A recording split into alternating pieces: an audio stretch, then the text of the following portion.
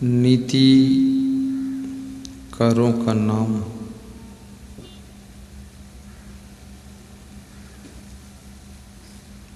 आपने सुना होगा, जिसमें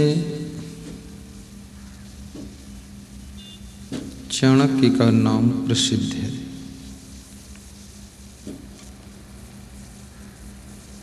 चाणक्य से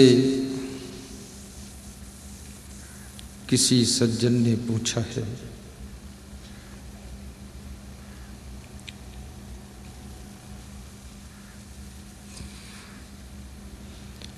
कि राम का स्वरूप कैसा था। भगवान श्री राम का जो स्वरूप था वो कैसा था।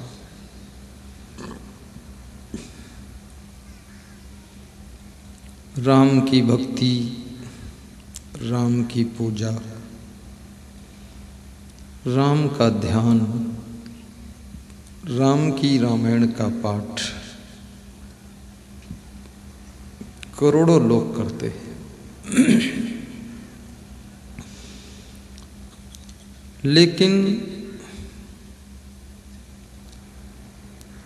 राम का व्यक्तित्व कैसा था, भगवान श्री राम की प्रतिभा कैसी थी, उनमें क्या लक्षण थे और कैसे राम भगवान बन गए,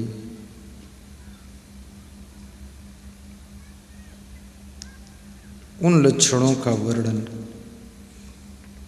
आपके सम्मुख आज किया जाएगा। जिन लक्षणों को धारण करने से मनुष्य रूप में इंसान भगवान बन जाता है। एक प्रश्न है। दूसरा प्रश्न,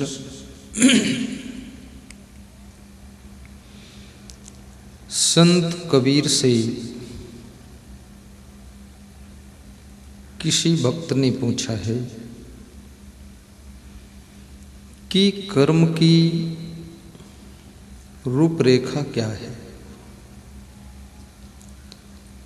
क्या इस आत्मा को कर्म का फल भोगना पड़ता है और मनुष्य जीवन में जो कर्म हम करते हैं उसका फल इसी जीवन में फाइनल हो जाता है कि आगे अन्य शरीरों में भी उसे भोगना पड़ता है। यह मनुष्य कर्म करता है तो कर्म से छुटकारा पा जाता है, कुछ भी करे उसको फल नहीं भोगना पड़ता है। क्या ऐसा होता है? ये प्रश्न कबीर साहब से भी पूछा गया। चाणक्य कहते हैं, जिस मनुष्य में सृष्टि में भगवान कब आते हैं, जब अधर्म हद से ज्यादा बढ़ जाता है और धर्म मिटने के कगार पर पहुंच जाता है, तब भगवान का अवतार होता है। ऐसा लिखा है, जब जब हो ही धर्म की हानि, बढ़े ही असुर अधम अभिमानी। असुर माने राक्षस। जब राक्षस बढ़ते हैं और अभिमानी लोग बढ़ जाते हैं, जैसे कंस अभिमानी था, दुर्योधन अभिमानी था, तो उसके लिए भगवान को अवतार लेना पड़ा था। कृष्ण को, दोनों को फाइनल किया। फिर इसी तरह रावण अभिमानी था, कुंभकर्ण अभिमानी था, खरदूषण अभिमानी था। उनके लिए राम को अवतार लेना पड़ा। ऐसा रामचरितमानस में लिखा हुआ है। और श्रीमद् भगवत गीता में भी भगवान के अवतार का कारण धर्म की हानि है। यदि सृष्टि में धर्म सुरक्षित है तो भगवान फिर अवतार नहीं लेता है, वो रेस्ट करता है, क्षीर सागर में विश्राम करता है। लक्ष्मी जी चरण दबाती रहती, आराम करते हैं भगवान। लेकिन जब कुछ गड़बड़ होता है तो उनको आना पड़ता है गड़बड़ सुधारने के लिए, और मनुष्य के रूप में आते हैं।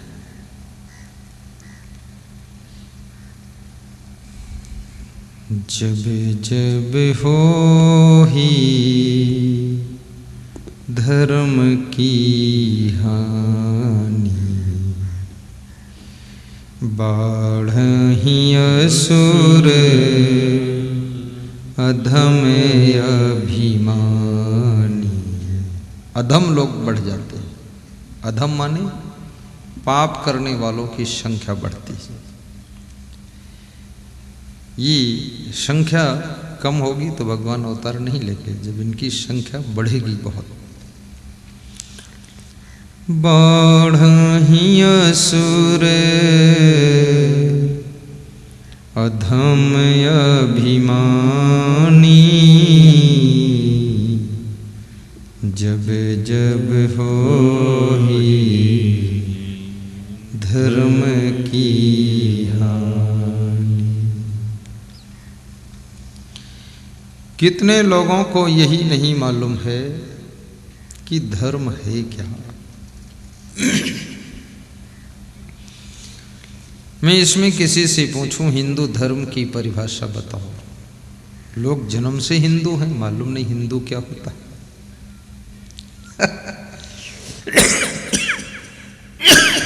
इतना लोगों को मालूम है कि सिर में चोटी बचा के रखना वो हिंदू है। मुसलमानों को भी नहीं मालूम इस्लाम धर्म है क्या। बस उनको इतना मालूम दाढ़ी बढ़ा लो और खोपड़ी पर जालीदार टोपी लगा लो, बस हो गया इस्लाम धर्म। हठवादिता, जिद्दी हठी।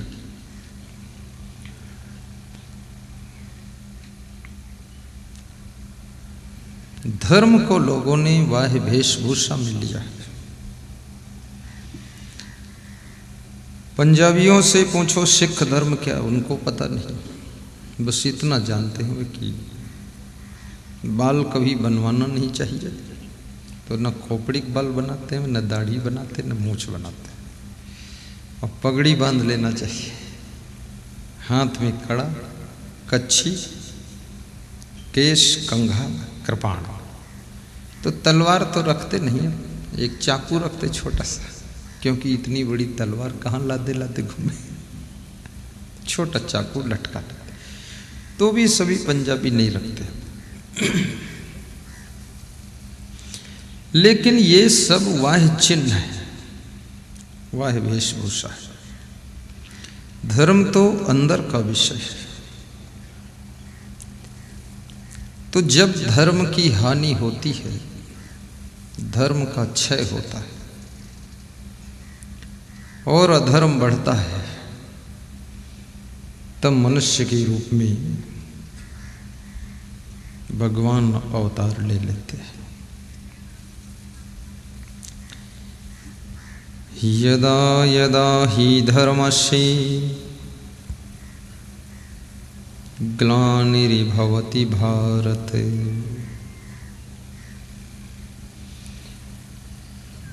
यदा यदा हि धर्मस्य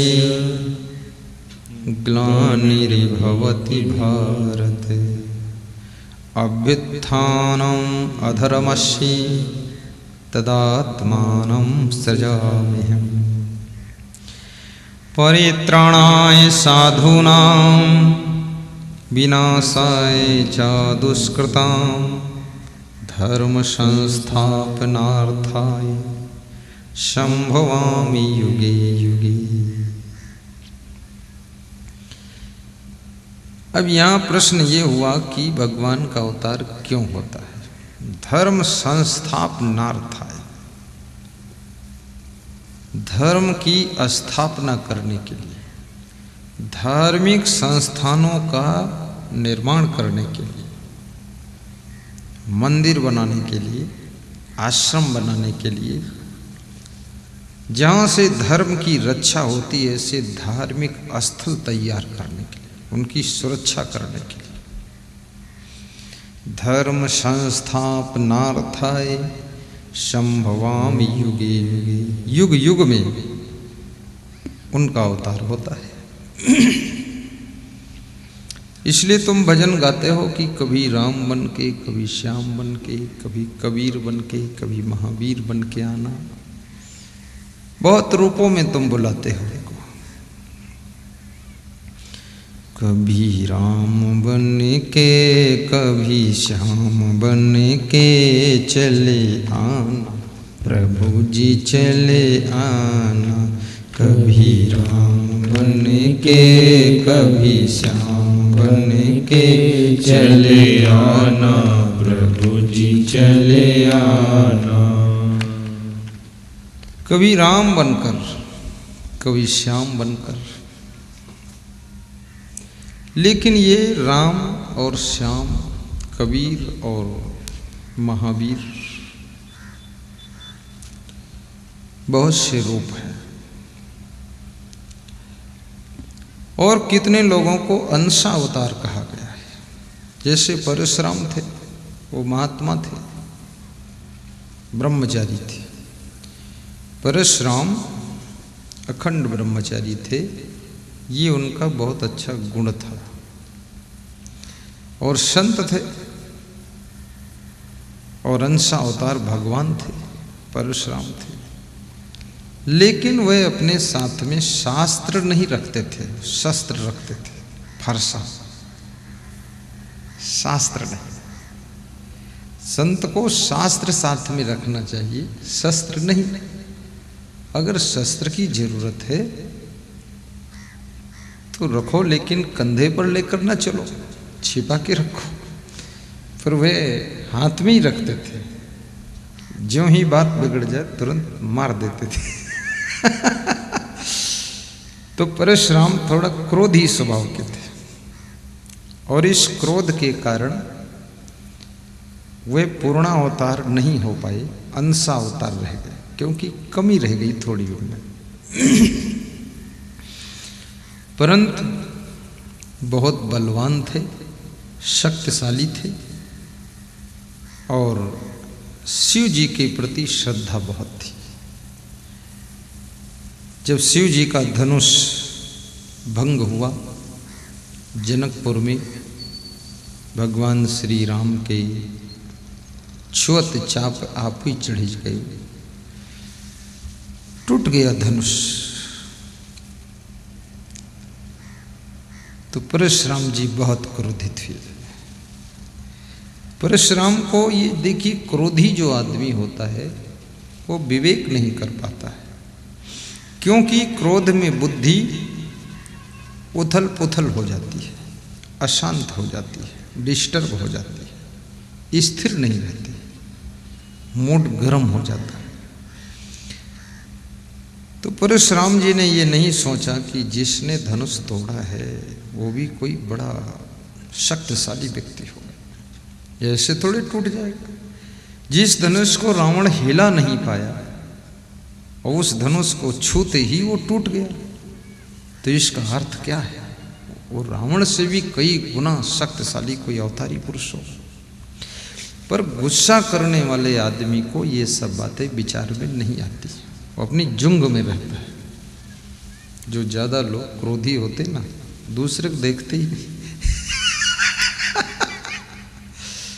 तो जुंग में था वो।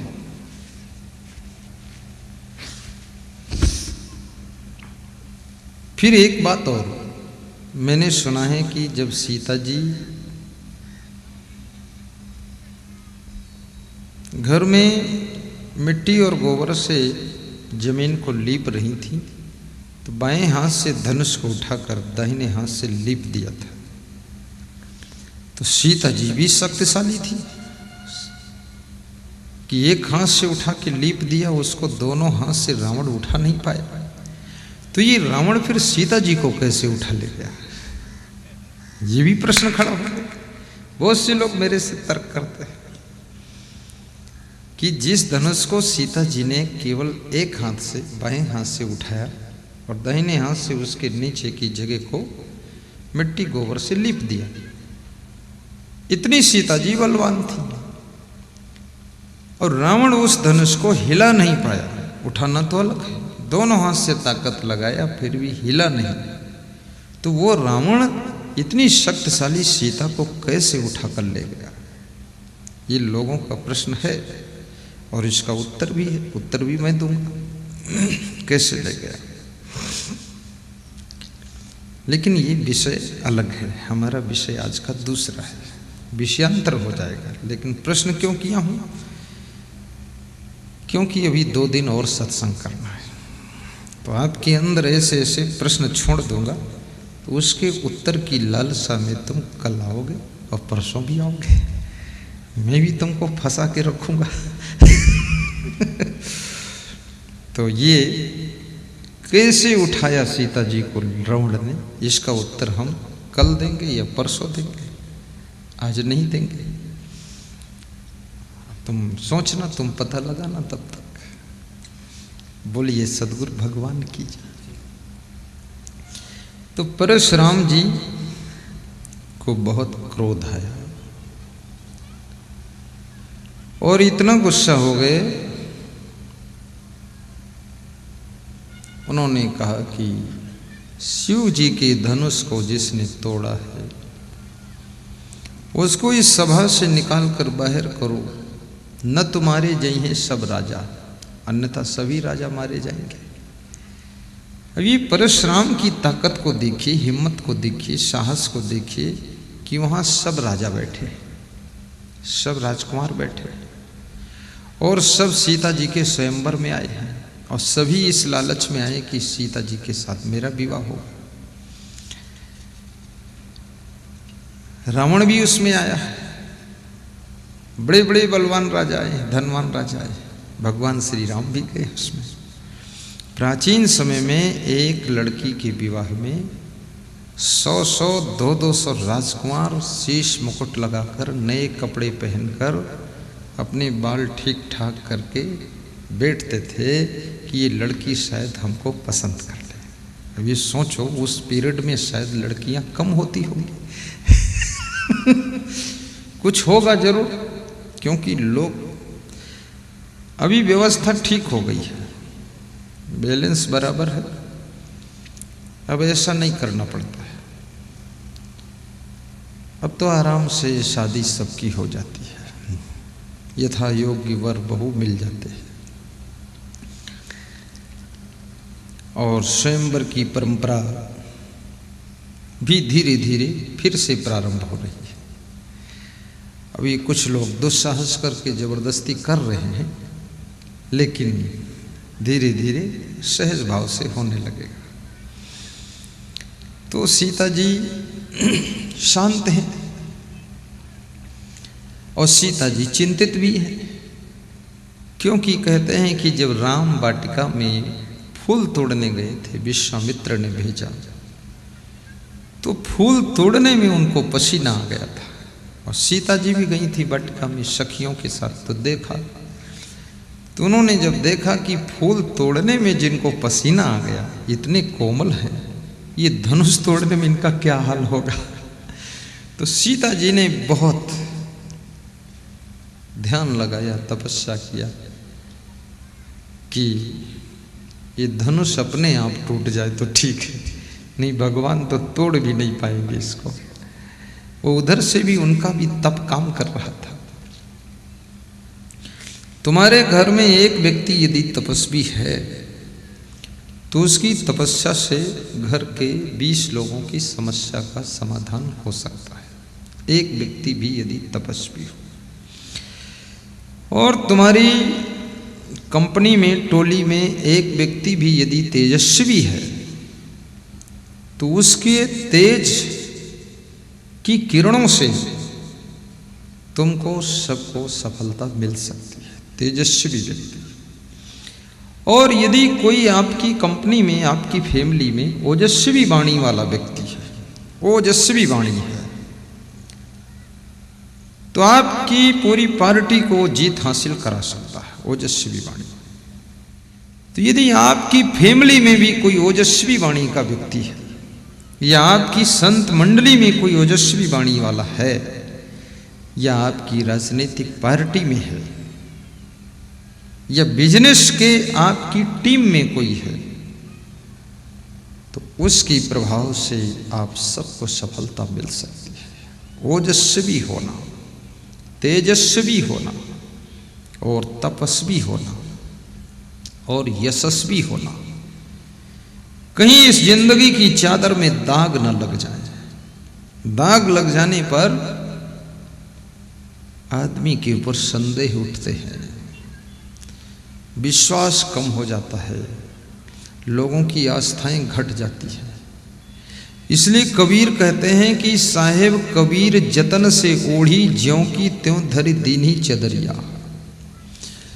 कबीर साहब ने इस जिंदगी की चादर को इतना तरीके से ओढ़ा है कि इस चादर को ज्यों की त्यों रख दिया, दाग नहीं लगने दिया। न कभी बीड़ी पिया, न कभी दारू पिया, न कभी चोरी किया, न बेविचारी किया, न कोई लफड़ा किया।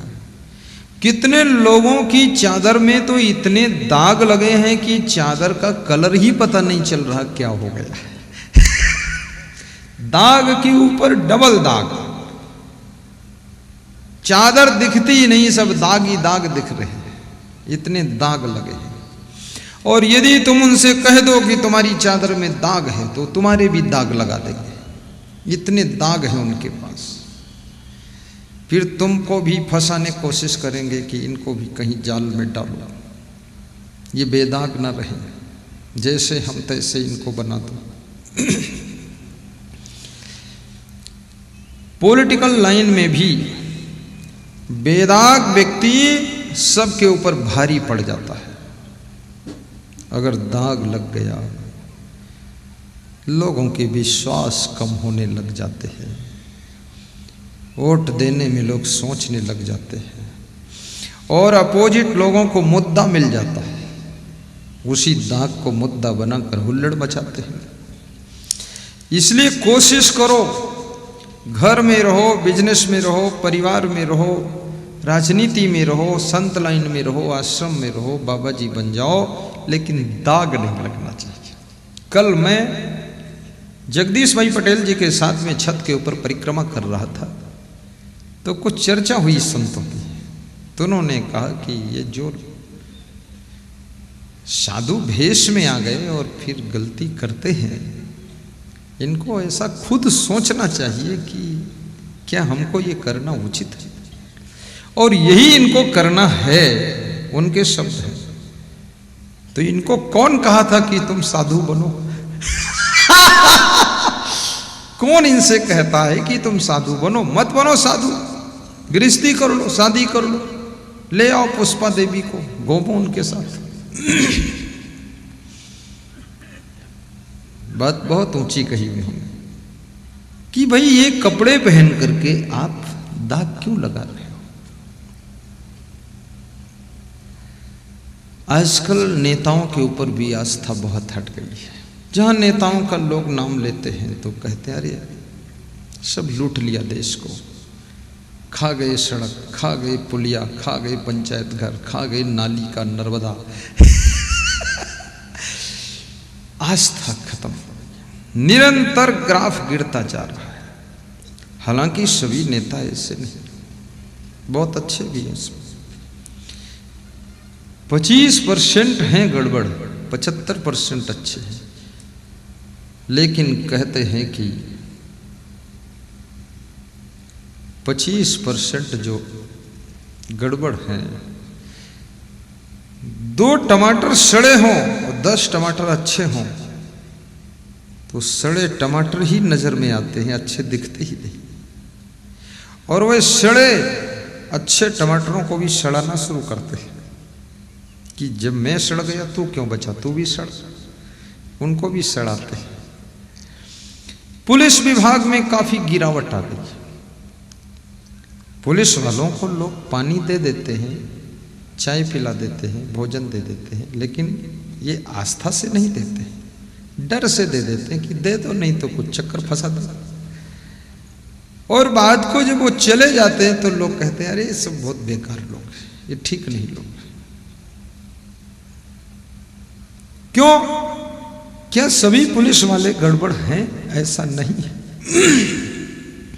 पुलिस विभाग में भी 80% लोग बहुत अच्छे हैं, बहुत अच्छे हैं, बहुत भक्ति करते हैं, सत्संग सुनते हैं, बड़े समर्पित हैं, पवित्र आत्मा है। दारू पीना तो लोग छूते भी नहीं, लेकिन जो 20% हैं वो रिक्शा वाले को रोक कर भी 10 रुपया ले लेते हैं, वही बदनाम करते हैं। साइकिल वाले को रोक कर बोलते 5 रुपया तुम भी दे दो, भीख मांगते रहते। इतना बड़ा भिखमंगा। अब वो ये नहीं सोचते इससे अगर 100 रुपये में ले लिया हूं, ये 1000 जगह निंदा करेगा मेरी जाकर, तो मेरी पुलिस कंपनी के ऊपर दाग लग जाएगा। ये 100 रुपये का लोभ छोड़ो और बेदाग पुलिस कंपनी को कर दीजिए।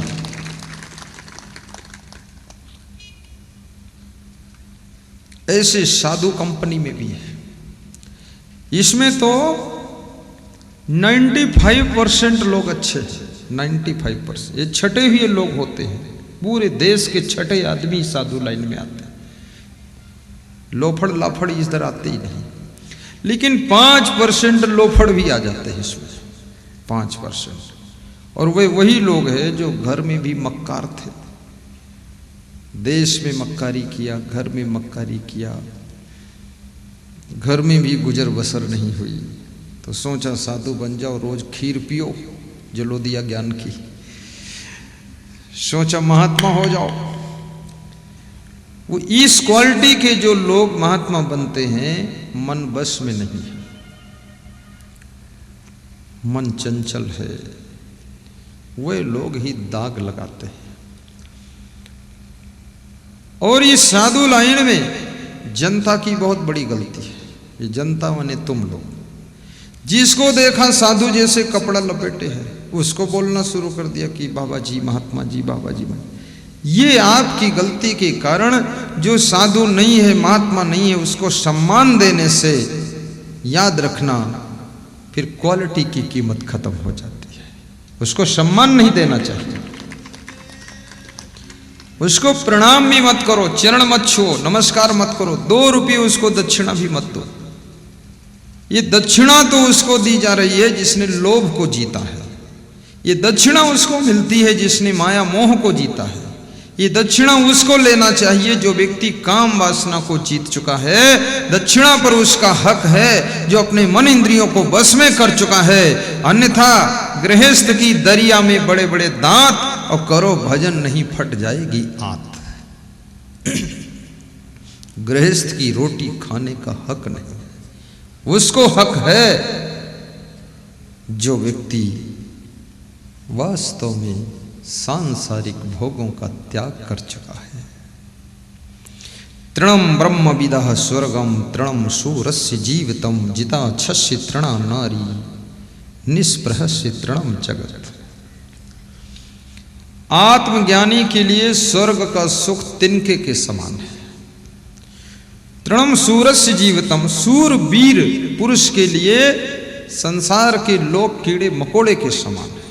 इतना वीर पुरुष है, निडर है। और जीतेंद्रीय पुरुष के लिए संसार के भोग विलास तृण के समान है। और निष्प्रहस्य तृणम जगत, निष्प्रही व्यक्ति के लिए जो निष्काम है, निर्जा है, उसके लिए पूरा जगत तृण के समान है। तो ये संत इस लाइन में भी कितने लोग नकली भेष बना करके झूठ बोल करके कि वहाँ भंडारा कर रहा हूँ, वहाँ ऐसा मंदिर बना रहा हूँ, है कुछ नहीं। 4-5 झूठे साधु बन गए, पगड़ी वगड़ी बांध लिया, दाढ़ी रख लिया और 2-4 चौपाई बोलने। बहुत चौपाई बोलने की जरूरत ही नहीं है, इतने माला लटकाओ, इतना चंदन पोतो खूब मत्था में, बस इतना ही सीख लो। हरे रामा हरे कृष्णा हरे राम, हरे कृष्णा कृष्णा कृष्णा हरे रामा रामा रामा, 2-2 अंडा सुबह शामा। बस यही नाटक बनाते रहो। ये कोई ज्ञान है? ये कोई भजन है? असली भजन है तो मन की तरंग मार लो, बस हो गया भजन। आदत जरा सुधार लो, बस हो गया भजन। ये भजन है। मन बहुत चंचल है तो भजन क्या होगा? तो ये गलत व्यक्ति को सम्मान देना। आज विद्रोह नीति में पढ़ रहा था तो उसमें लिखा हुआ था कि दुष्ट को जब सम्मान मिलता है तो देश के अंदर दुष्टता का विकास होता है। दुष्ट का आदर मत करो, भ्रष्ट का आदर मत करो, श्रेष्ठ पुरुषों का आदर होना चाहिए। महान पुरुष दिव्य आत्माओं का आदर सत्कार हो।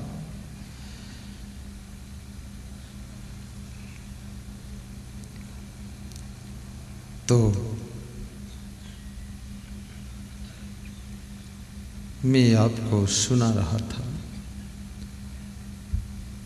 परशुराम अंशावतार है, राम पूर्णावतार है, कृष्ण पूर्णावतार है, कबीर भी अवतार हैं, बुद्ध भी अवतार हैं। सिख समाज में 10 अवतार भी है और मुख्य रूप से हिंदुओं में भी 10 अवतार है, और ऐसे हिंदुओं में 24 अवतार भी है, और जैन धर्म में भी 24 अवतार है, 24 तीर्थंकर। अभी 24 अवतार मंदिर यहाँ देपालपुर के पास बना हुआ है, जहाँ बहुत लोग दर्शन कर चुके। कितने लोग दर्शन कर चुके? हाथ उठाओ। बहुत कम लोग गए हैं। 24 अवतार मंदिर है, 48 आदमी से ज़्यादा गई भी नहीं करी। आदमी खुद समझता कि कोई हम कम अवतार है। अपना नाम ही किसी लोगों ने रख लिया कि राम अवतार तो हम हैं, राम अवतार नाम। 24 अवतार मंदिर है यहाँ देपालपुर में। मुझे वहाँ के लोगों ने आमंत्रित किया है कि आप आइए, आपको मंदिर का दर्शन कराएं। मैंने कहा बिल्कुल आऊँगा, मैं कभी योग बनेगा तो जाऊँगा।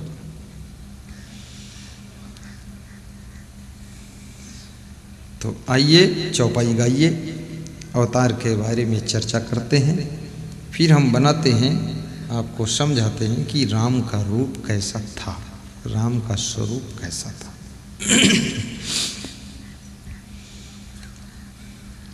अभी हमारे देश के अंदर ये समस्या बहुत बड़ी है कि जो गृहस्थ लोग हैं वो भी अपने नाम के आगे परम पूज्य संत श्री लिख देता है। वहाँ बहुत लोगों को धोखा हो गया। अभी पत्नी बच्चे परिवार के साथ रहता है, सोता है, उस सब परिवार की चिंता में भी पड़ा है, फिर भी पूज्य संत श्री लिखता है और लोग उसको पूज्य करते भी हैं। ये 2 ही रास्ता है, एक संत लाइन, दूसरी गृहस्थ लाइन। गृहस्थ वह है जो शादी करके फैमिली के साथ रहे, संत वह है जो बिल्कुल भोग विलास से अलग होकर के, फैमिली से मुक्त होकर के संयम नियम वैराग्य से रहे, वो संत। और ये गृहस्थी में भोगों में रहे, वो संत श्री कैसे लिख रहा है? उसको लिखना ही नहीं चाहिए। कितना उसके अंदर दुस्साहस है, ये लिखना ही गलत हो रहा है। और संत रूप में है भी, घर भी छोड़ दिया, फैमिली छोड़ दिया, मोह छोड़ दिया, लेकिन अगर कसर है तो उसको अपने को साधक लिखना चाहिए। संत शब्द बहुत ऊंचा शब्द है। साधक लिखो कि अभी साधना कर रहा हूं, साधना की राह पर चलता हूँ, कभी गिर पड़ता हूँ, कभी संभल जाता हूँ, चल रहा हूँ, धीरे धीरे मंजिल मिलेगी तो संत कहलाऊंगा। ये संत कोई साधारण चीज है। संत उस व्यक्तित्व का नाम है जहां भगवान भी दंडवत करते थे। भगवान श्री राम भी वाल्मीकि के चरणों में दंडवत करते हैं।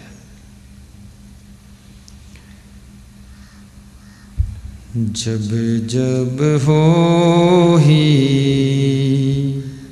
धर्म की हानि, सब बोलो, दोहराओ। जब जब हो ही धर्म की हानि, बढ़हि असुर अधम अभिमानी, बढ़हि असुर अधम अभिमानी। तब तब प्रभु धरि मनुज शरीरा, हरहि सकल जन भव पीड़ा।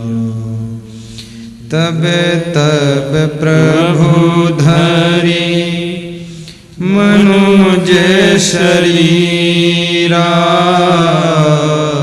हरहि सकल जन भव पीरा।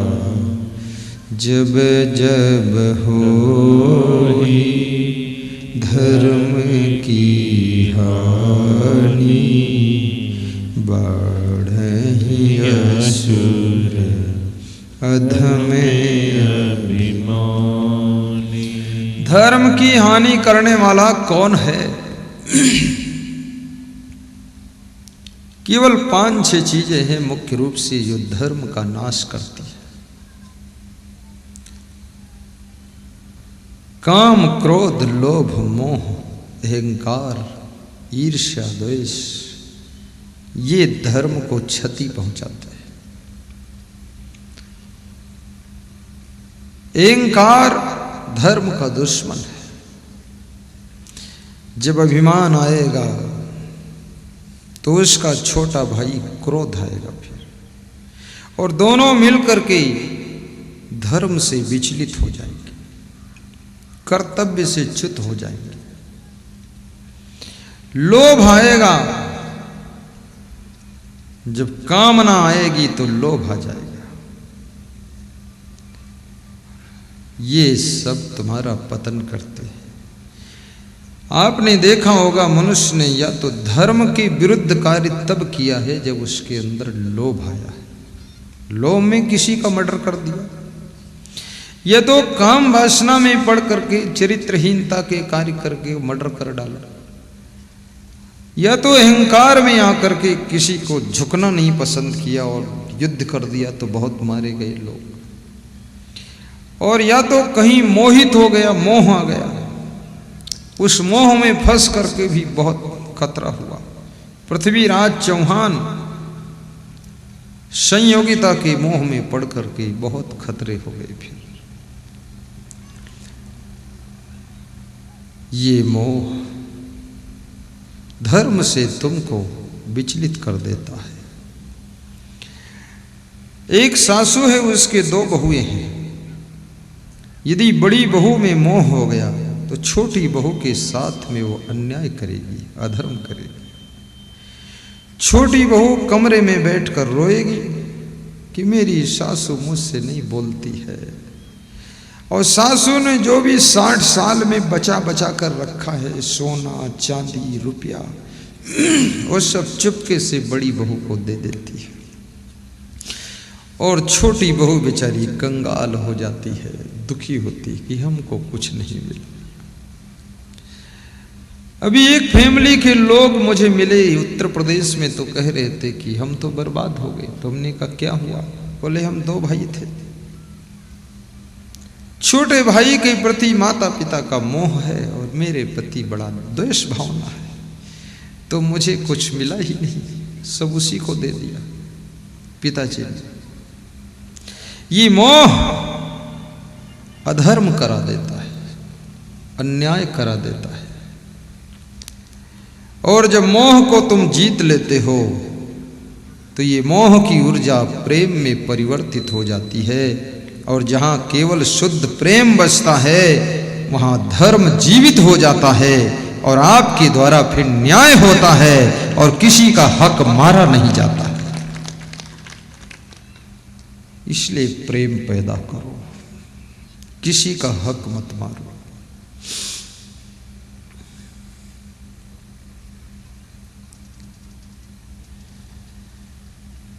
ये लोभ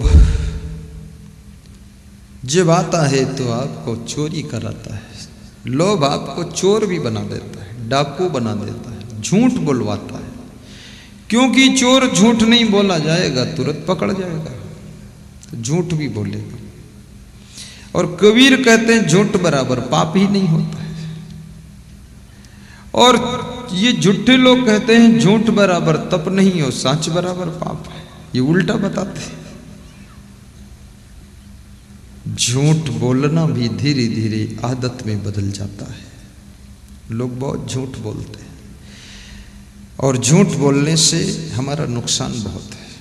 सबसे पहली बात, हम जो झूठ बोलते हैं अगला व्यक्ति भी तो कहीं ना कहीं से कभी न कभी वो समझ जाएगा इन्होंने झूठ बोला है, तो मेरी बात पर उसका विश्वास उठ गया। और विश्वास एक बार चले जाने के बाद दोबारा उसका लौटना बहुत मुश्किल होता है। विधानसभा में जो विश्वास मत जीत लेता वो सीएम बन जाता है, और विश्वास मत में हार जाए तो वो साधारण हो जाता है। संसार में विश्वास का बहुत बड़ा खेल है। ये लोभ तुम्हारे द्वारा किसी का मर्डर भी करा देता है। कितने लोगों ने अपने ससुर का मर्डर कर दिया क्योंकि उनको संदेह था ससुर जी ज्यादा दिन जिएंगे तो किसी और को जमीन जगह दे देंगे, तो जल्दी खत्म करो इनको, सब जमीन जगह मिल जाए। और ये जमीन जगह लेने वाले लोभी जमाई दामाद, इनको ये पता नहीं कि हम बिना खत्म किए खत्म होने वाले हैं। तुम भी तो खत्म हो जाओगे, उसको क्या खत्म कर रहे हो। और फिर तुम्हारे भाग्य में यदि नहीं है, कितना कुछ कर लो बड़ा नुकसान होगा। उत्तर प्रदेश की घटना है, एक आदमी ने अपने ससुराल में किसी को मारा जमीन के लिए और मार करके एक तालाब में उसको गाड़ दिया। जब उसका बेटा 10 साल का हुआ, उसी तालाब में स्नान करने गया वो बेटा उसी तालाब में डूब गया। दोपहर तक वापस नहीं लौटा, ढूंढा, पता लगाया तो उसकी लाश वहां तैर रही थी। तो बैठकर रो रहे थे। यहीं पर एक लाश मैंने गाड़ा था और दूसरी लाश मेरे बेटे की यहीं पर मिली है। ये क्या हुआ? उसी की आत्मा इनके घर में पुत्र के रूप में जन्म लेती है। और जितना धन था वो 10 साल में बीमारी में खर्च करा के, पढ़ने लिखने में खर्च करा के फिर डूब कर मर जाती है। जैसा उसके घर वालों को दुख हुआ था मरने से, वही दुख इनको देकर चली जाती है। ये कर्म का फल बड़ा अकाट्य फल है।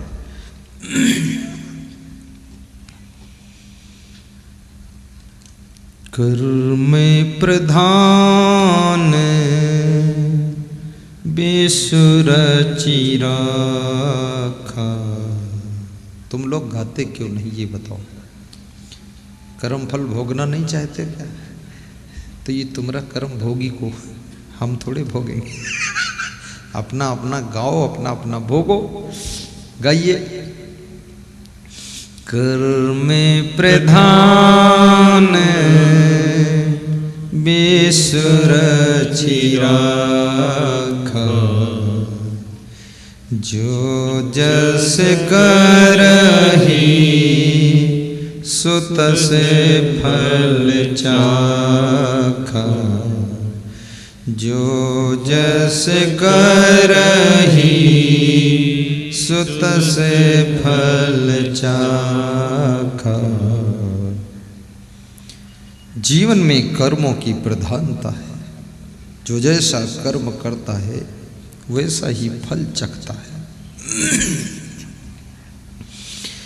जब तुम कोई गलत कर्म करते हो तो उस समय गलत कर्म करने में बड़ा मजा आता है, अच्छा लगता है, लेकिन उस गलत कर्म का फल जब 6 महीने बाद, 6 साल बाद, 10 साल बाद आता है, तब बड़ी सजा मिलती है। वो मजा सजा में बदलती है, फिर बहुत दुख होता है। जिस समय लोग दारू पीते हैं तो दारू की नशे में बेहोश सो जाते हैं, उनको बड़ा मजा होता है, कहते ये चिंता हरण टॉनिक है, कोई चिंता ही नहीं रहती है। लेकिन दारू पी पी करके जब उनकी किडनी खराब हो जाती, लीवर खराब हो जाता है और पैसा भी बर्बाद हो जाता, स्वास्थ्य बर्बाद हो जाता, जवानी सब बर्बाद हो गई, टाइम बर्बाद हो गया, फैमिली को भी नहीं संभाल सके, वो भी सब चरित्रहीन हो गए, भ्रष्ट बर्बाद हो गए, तब जब होश आता है बुढ़ापे में सोचते हैं कि बहुत बड़ी गलती हो गई हमसे। लेकिन अब पछताए होत क्या जब चिड़ियां चुन गई खेत। उत्तर प्रदेश में एक आदमी था, भूमि विकास अधिकारी, जिला भूमि विकास अधिकारी। तो उसके घर में गया, घर नहीं उसके भाई के घर में प्रोग्राम था, तो वहीं पर मेरा निवास था। तो जिला भूमि विकास अधिकारी कुछ बड़बड़ बोलता रहता था, न जाने क्या बोलता था अपनी अवधी भाषा में। बाल्टी कहाँ है, फूट धरी है बाल्टी का, कौन उठाई ले गवा है, यो है वो। तो ये सब बड़बड़ाता रहता था। तो मैं अंदर था, मैंने कहा ये कौन बड़बड़ा रहा है। बोले जिला भूमि विकास अधिकारी है। तो हमने कहा भूमि विकास अधिकारी, तो इनको प्रॉब्लम क्या है। बोले प्रॉब्लम ये है कि जब से नौकरी पाया तब से दारू खूब पिया, मांस खाया, अंडा खाया, मुर्गा खाया, मछली खाया, सिगरेट पिया, बीड़ी पिया, तो जितना नौकरी का पैसा था वो सब बर्बाद हो गया। और जीवन में नशा में पड़े रहे तो कुछ काम ही नहीं कर पाए, तो घर भी बर्बाद, घर नहीं बना पाए, एक शौचालय नहीं बना पाए, उसमें दरवाजा नहीं लगा पाए। हैंडपंप से पानी बाल्टी, फुटली बाल्टी टपकती, उसमें पानी भर के वो भूमि विकास अधिकारी ले जाते थे और लेटरिन में डालते थे। और जब तक वो लेटरिन करे बाल्टी टपक के खाली हो जाए, फिर बड़बड़ बोले।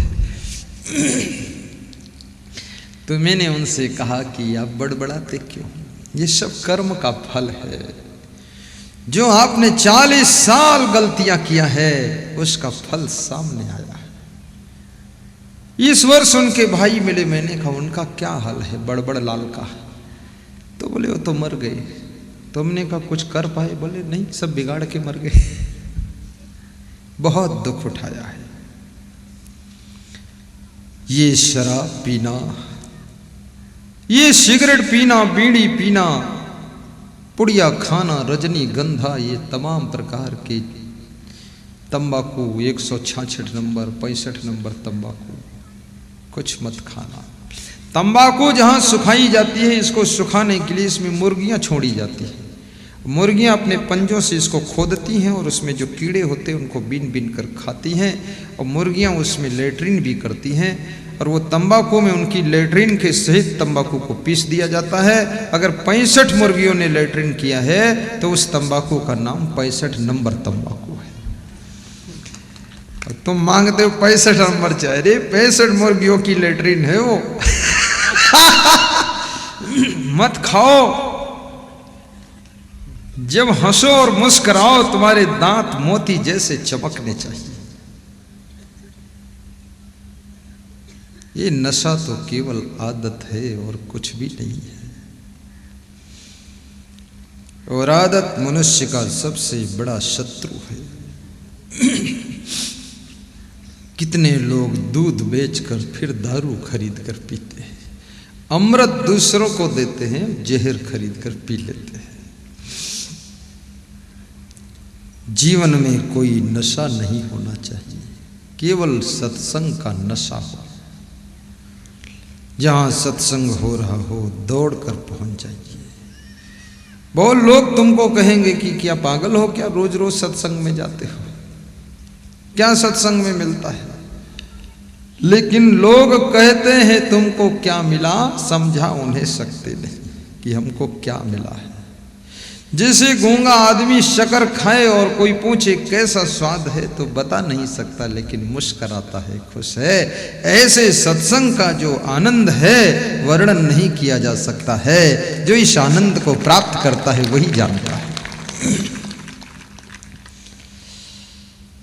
संत मिलन सम सुख जग नाही।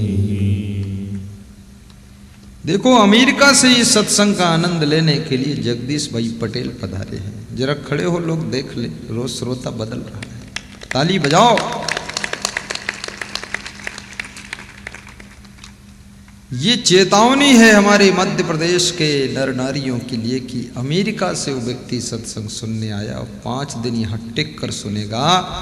और ये आस पास के लोग ये 3 घंटे का समय निकाल कर ना आ पाए तो इनको धिक्कार है। अमेरिका से आदमी इतना समय, और फिर किराया भी 80,000 1 लाख देकर आ जाए। वो 1 लाख में तो आधा प्रोग्राम हो जाएगा। सोचो। और निश्चिंत होकर सुन रहे। ओसरा स्टेशन तक पैदल टहलने भी जाते हैं। छत में भी 3 किलोमीटर पैदल चलते हैं। और सुबह भोजन भी नहीं करते। बोले मैं नहीं खाऊंगा। अरे मैंने कहा कुछ तो खा लो। बोले खाली शाम को रोटी दाल और सब्जी खा लो। अधिक खाने से बुद्धि कम हो जाती है। ये आपको चुपके से फार्मूला बता दिया हूं। और कम खाने से बुद्धि इंटेलिजेंस हो जाती है।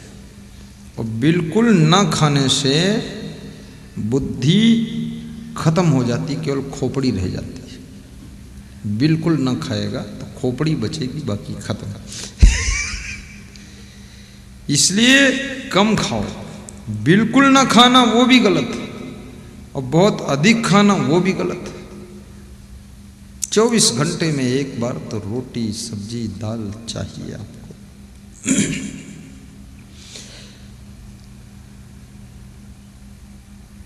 और कितने लोग नाराज हो जाते हैं तो 7 दिन भोजन नहीं करते हैं। गुस्सा हो गए, फिर खुश हो पाए तो फिर कोई कारण हो गया, फिर नाराज हो गए। लेकिन ये अपने शरीर को जला रहे हो, अपनी जिंदगी को बर्बाद कर रहे हो। ये दुनिया में किससे नाराज हो रहे हो? आपकी माँ, आपके पिताजी, आपकी वाइफ, आपका पति, आपका बेटा, आपकी बेटी, बहू, ये सब बड़े भोले भाले लोग हैं। इनसे गलतियां हो सकती है, लेकिन क्षमा तुम कर सकते हो। इनको क्षमा करके हंस करके भोजन कीजिए। भोजन से नाराज मत होइए। याद रखना, जब जब भोजन तुम नहीं करते हो तो गुस्सा और अधिक बढ़ जाती है। जब गुस्सा आने लगे तो ठंडा पानी 2 गिलास पी लेना, 1-2 केला खा लेना, थोड़ा संतरा खा लेना और थोड़ा सा सेव फल खा लेना। और यदि मिल जाए तो बढ़िया खीर पी लेना और फिर सो जाना। फिर जागोगे तो सब गुस्सा खत्म हो जाएगा। ना खाने से तो और ज़्यादा खून गर्म हो जाएगा।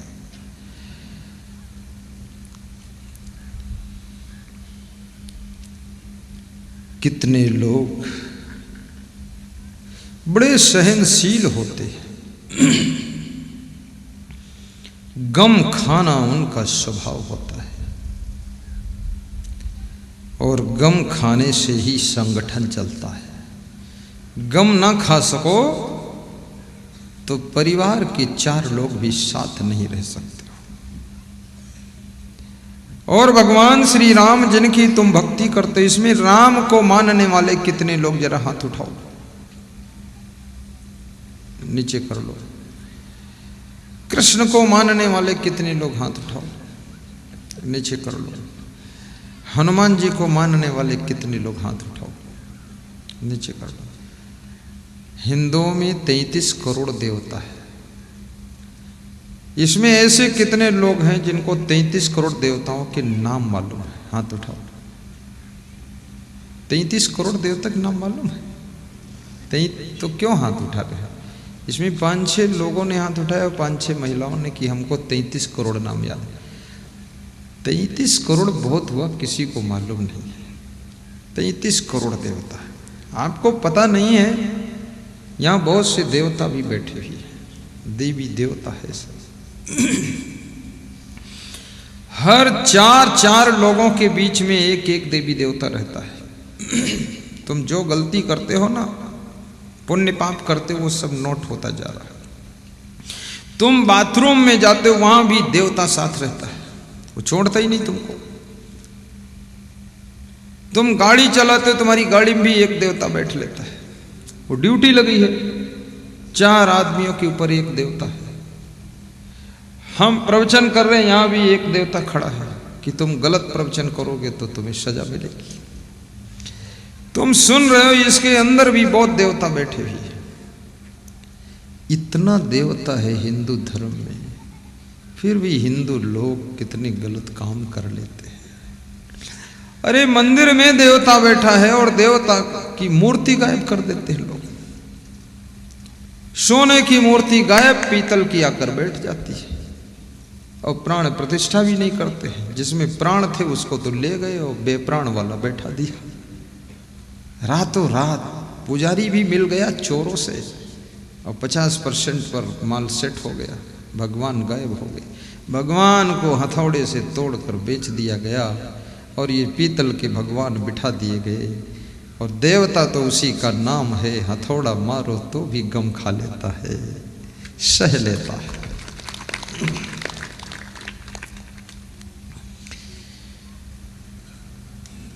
सहनशील बनी आप रहावे, मन सुहरौना नहीं बनावे।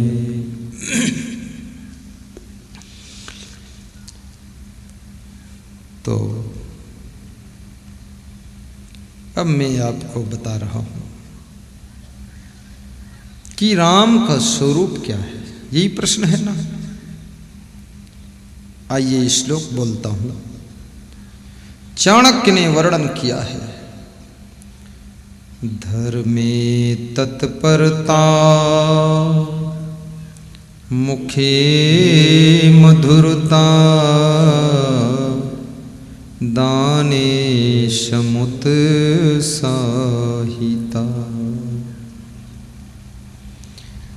मित्रे अवंचकता गुरो विनयता चित्तित गंभीरता। ये राम का स्वरूप है। आचार्य सुचिता गुणे रसिकता